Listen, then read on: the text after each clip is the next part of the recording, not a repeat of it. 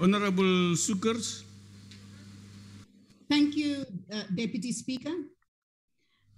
Watinta Bafazi, Watinti Mbokodo is the slogan of the women's movement in our nation. Well, women are struck every day, every hour and minute in this country. Her children are exposed to trauma and violence from the womb to an early grave. The impact of violence in the development of children in areas such as the Cape Flats and the prevalence of mental disorders are areas of research that must be prioritized. We must go on the offensive in this fight and unify our efforts beyond party lines. The women of this sixth parliament must take on the issues of GBV as legacy projects for this sixth term. We must challenge GBV within the structures of power and address the abuse of power where it exists. The low rate of investigations and convictions of police officials who perpetrate heinous crimes against vulnerable women demands a strong response from us. The Kanaland debacle should have never happened.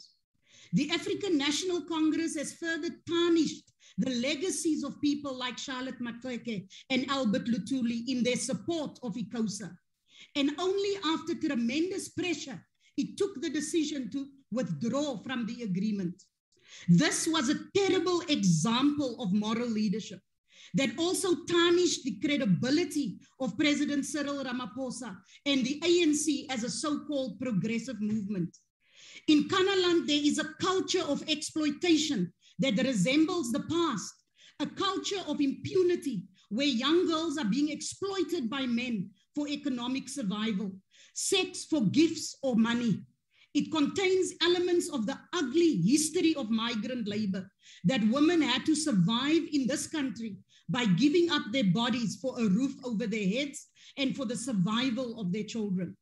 The ANC should apologize to the nation for its support of ICOSA in that municipality, for it endorsed the sexual abuse of minors, the exploitation of women, and it continued to excuse rape by powerful men in the name of political expediency. I say this to you today in memory of the teachers who evoked in us the ideal of a just society by mentioning the names of Chief Albert Luthuli and the history of the African National Congress. You represented the ideal of justice for all to a generation. It is an indictment to your history. To the women of Africa and this nation, South Africa, the biblical story declares that your seed will trample the head of the snake, and that some of you will rebuild the deserted ruins of your cities, that you will be known as a rebuilder of walls and a restorer of homes. Rise in the power of God unashamedly, fearlessly, stand against the evil together, unite.